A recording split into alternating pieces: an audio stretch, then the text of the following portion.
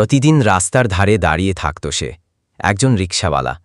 পরনের জামাটা ময়লা, পায়ের স্যান্ডেল ছেঁড়া, চোখে ক্লান্তি। চারপাশের মানুষগুলো তার দিকে তাকায়ও না, তাকে যেন কেউ দেখেই না। একদিন হঠাৎ একটা ছোট বাচ্চা রাস্তায় পড়ে গেল। মানুষজন হেঁটে চলে যাচ্ছে পাশ দিয়ে, কেউ দাঁড়াচ্ছে না, কেউ কিছু বলছে না। কিন্তু সে দাঁড়ালো, দৌড়ে গেল বাচ্চাটার কাছে, তুলে নিল কোলে, আর কোনো চিন্তা না করেই ছুটে গেল একটা ছোট ক্লিনিকের দিকে। ক্লিনিকে ঢুকে নিজের সব জমানো টাকা বের করল। নার্স অবাক হয়ে বলল, আপনি তো ঠিকমতো খেতে পারেন না, তাও এত কিছু করছেন কেন? সে হেসে বলল, ও তো ছোট, ওর তো কেউ নেই, আমি না করলে কে করবে? পরদিন তার ছবি ছাপা হলো পত্রিকায়, রিকশা চালক বাঁচাল শিশুর প্রাণ।